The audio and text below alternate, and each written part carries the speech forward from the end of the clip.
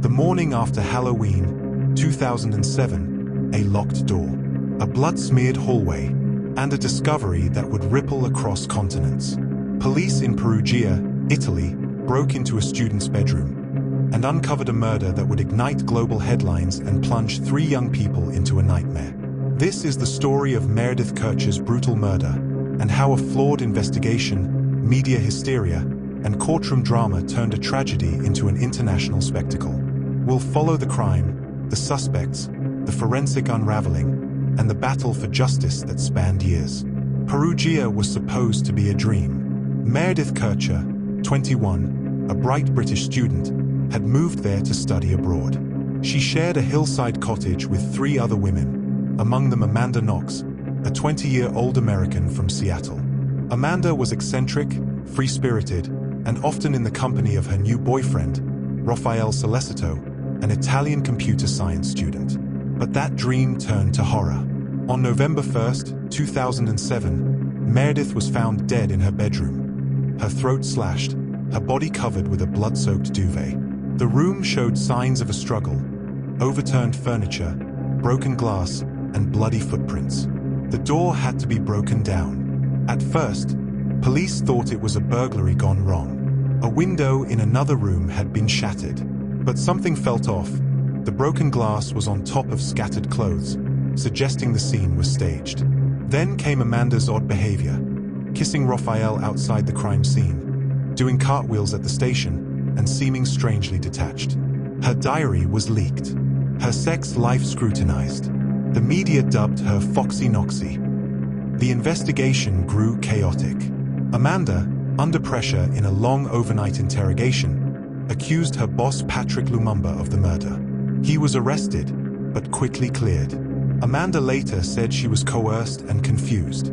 The forensic puzzle deepened. Blood and DNA were everywhere, but surprisingly, not Amanda's or Raffaele's. Instead, it matched Rudy Gade, a 20-year-old Ivory Coast native with a criminal record. Gade fled to Germany but was arrested and extradited.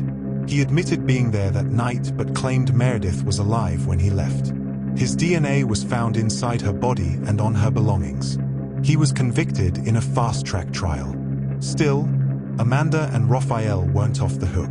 Prosecutors clung to a theory of a twisted sex game gone wrong, despite no DNA, no motive, and no witnesses linking them to the scene. In 2009, both were convicted. Amanda sentenced to 26 years, Raffaele to 25. The courtroom erupted. Around the world, reactions split.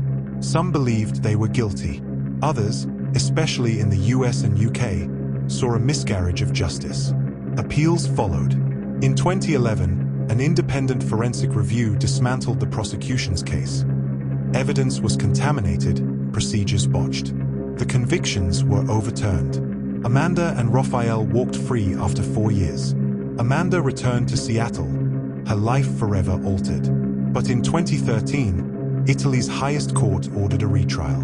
In 2014, they were reconvicted, Amanda in absentia, again sentenced to 28 years.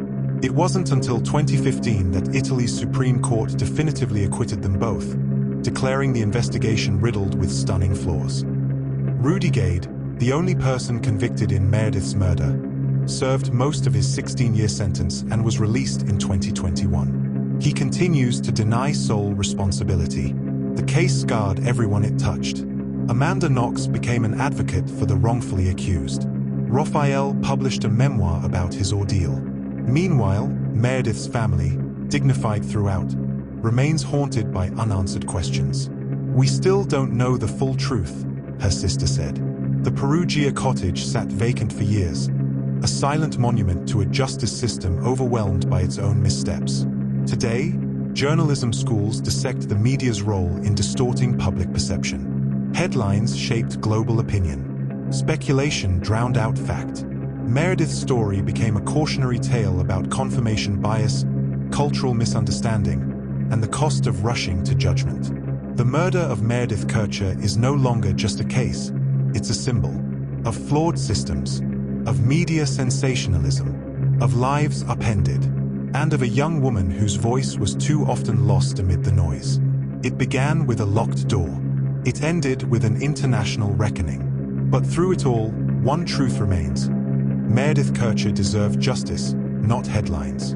Here at Crimes Uncoded, we're not just telling crime stories. We're breaking down the legal codes that define them. Make sure to subscribe, because next up, the perfect murder and the law that couldn't touch it.